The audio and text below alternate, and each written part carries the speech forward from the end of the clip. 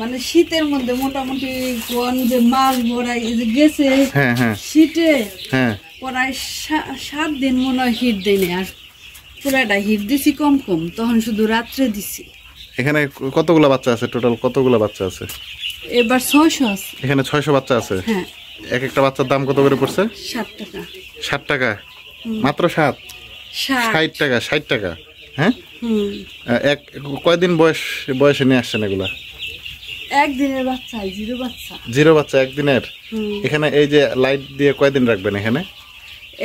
এই ঘরে রাখবো হইলো যে 10 দিন। 10 দিন এখানে থাকবে, তারপরে ওই জায়গায়। হ্যাঁ, তারপরে নিয়ে যাবেন বড় 4 দিন, 3 দিনের দিন ওই জায়গায় নিয়ে যাব। এখানে থাকা অবস্থায় কোনো টিকা দেওয়া লাগছে?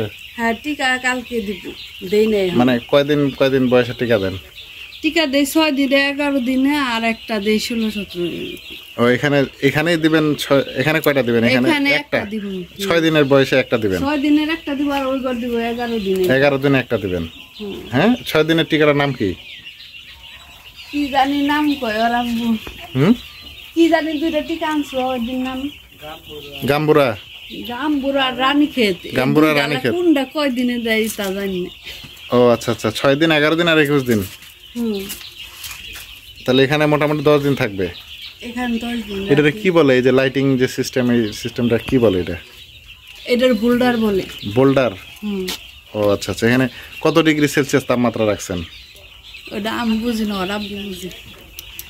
এখানে 600 বাচ্চা আছে না? হ্যাঁ। ও মোটামুটি 36 দিন পালবেন? 36 দিন। তারপরে কেজি কত করে বিক্রি করেন? কেজি পাইকারি বাজার যদি থাকে 200 টাকা, হ্যাঁ, তাহলে আমরা বেশি 80 টাকা। 180 টাকা? হ্যাঁ। ও আচ্ছা। এখান থেকে নিয়ে যায় নাকি বাইরে? এখান থেকে নিয়ে যায়। ঘর থেকে গাড়ি এসে নিয়ে। ও আচ্ছা আচ্ছা, যাক, খুব ভালো।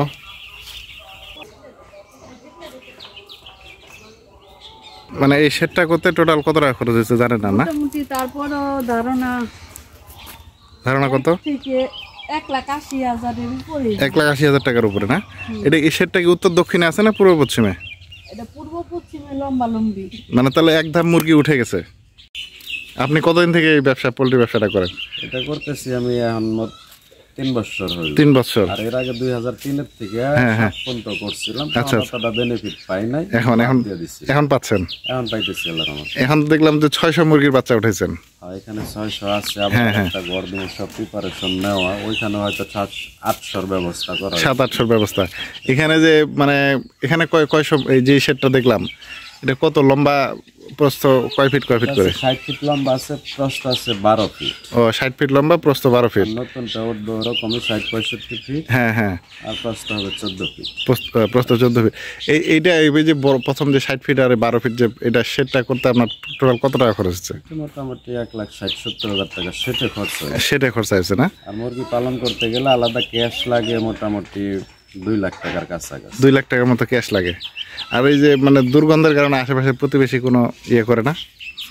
ক্লেম এরকম কোনো অভিযোগ নাই, নিজে গোসায় শরীরিত। তারপরে গন্ধ নিষ্কাশনের জন্য মেডিসিন আছে, ওটা দিলে থাকে না।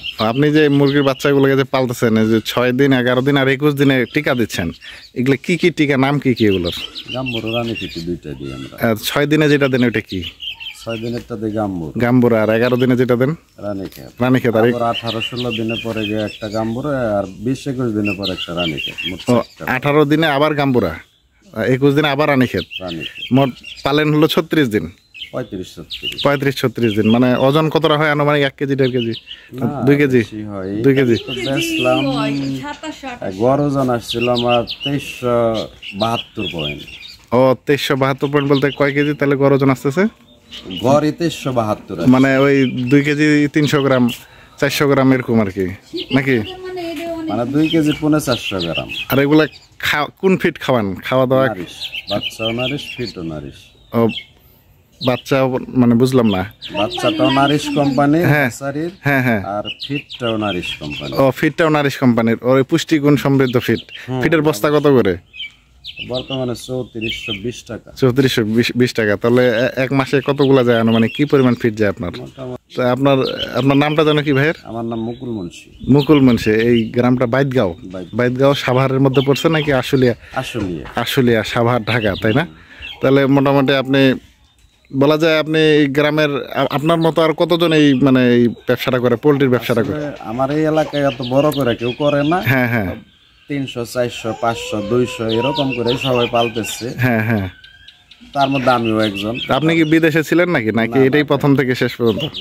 আমি বাইরে যাই নাই, এইখানে এখানেই আপনি মানে একজন উদ্যোক্তা হিসেবে আপনি আপনার ওয়াইফ দুজন মিলে এই কাজটা করতেছেন। আমি শুনছি যে এটাতে লাভ আছে অনেক, আর রোগ টোগ শোকে মারা যায় না? সঠিক মতো ট্রিটমেন্ট নিলে আসলে ওরকম ভাবে মারা যায় না। যথেষ্ট পরিমাণ সময় দেওয়া লাগে। সময় দেওয়া লাগে, সময় দিলে বোঝা যায় যে আসলে কোন সময় কি সমস্যা বোঝা যায় আর কি।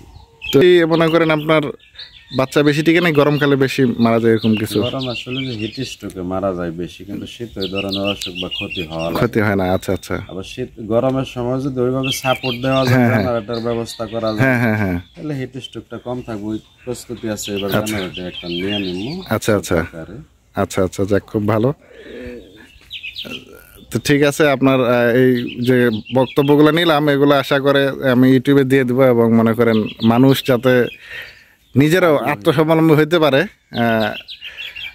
তারাও যদি আপনার কাছে কেন শিখতে পারে এবং নিজেরা আত্মস্বাবলম্বী হইতে পারে, তো এই জন্য আপনার মানে প্রতি শুভকামনা থাকলো।